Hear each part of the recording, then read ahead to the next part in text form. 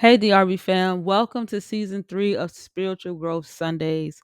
I'm so glad you're here because today we're talking about something that's absolutely essential to your walk with the Most High Yah. But a lot of us actually avoid it, and that is planning. And listen, I already know planning doesn't sound spiritual to some people, but I promise you, this message is going to wake something up in your spirit. First off, why do so many believers struggle to plan even though they want to grow? And honestly, most of us, we just never was taught how.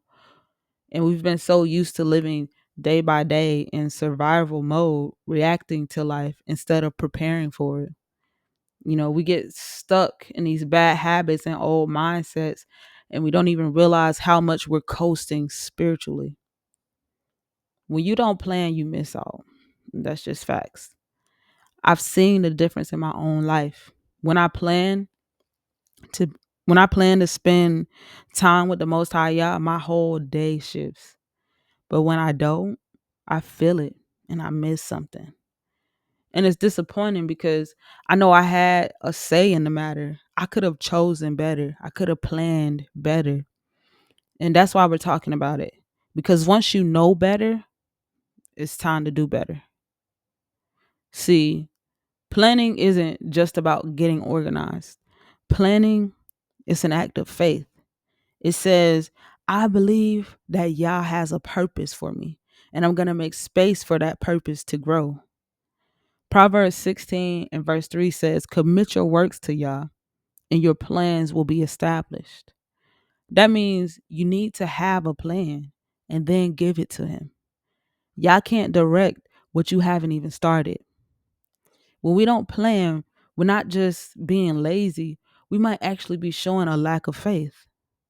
Because if you really believe something powerful could happen in your life, wouldn't you prepare for it? Wouldn't you make time for it? Wouldn't you steward your energy like it matters? It's funny because I just threw away my cat's cat tree. The thing was broken, and maybe like 2 weeks ago, I prayed with my daughter and asked the Most High to bless us with another cat tree. And but I left a broken cat tree in my house, and I'm like, you know what? Let me throw this away and make room for the blessing. You know, so it's the same. We got to prepare for, if we really believe that something is gonna happen, we got to prepare for it. Um, you ever notice that when you're idle, you're more vulnerable? Listen, I had this game this one time on my phone called Idle something. I can't remember what it was called, but it was called Idle something. I remember it had that word idle, IDLE. And that thing had me so convicted, y'all, because it was literally about doing nothing. The only way to progress within the game was to keep the app open and idle, just letting time pass. And the RUACH checked me like, you really letting time pass on this game and not making time for me. Like, you really, that's what we doing. And literally that moment reminded me that time is sacred and disorder just leads to delay. If your life is out of order, your purpose will be delayed. And listen, there are souls connected to your obedience. So when you delay what Yah told you to do, it could literally cost somebody their freedom or even their breakthrough or even their life. And that's why obedience without delay matters. That's why planning matters. Let's take it to the word. Nehemiah. Nehemiah, he didn't just jump into rebuilding the temple. He fasted, he prayed, he planned. He asked Yah to bless him and to make him successful. He scoped out the land and moved with intention. What about Paul? I mean, that man didn't move without communicating. He laid out his journey, his mission, and kept people informed. We have his letters, y'all. He wasn't doing things randomly. He had strategy, structure, and a spirit of excellence. Even Yahusha gave his disciples instructions, told them where to go, what to take, what to expect. So if the Messiah planned, so should we. Let's be real.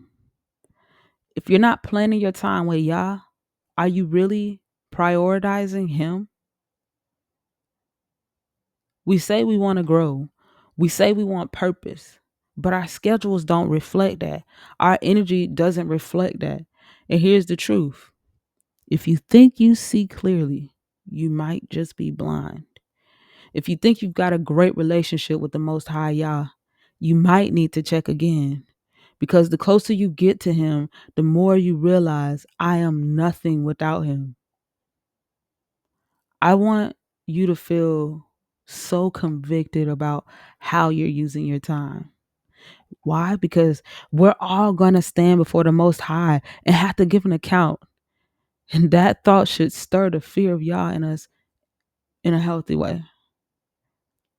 But I also want to encourage you, because the truth is, this walk isn't supposed to crush you. Yahusha said, my yoke is easy and my burden is light. And when you receive the RUACH, you receive power.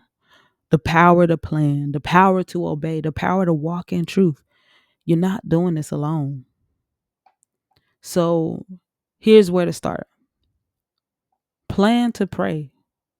Seriously, write it down.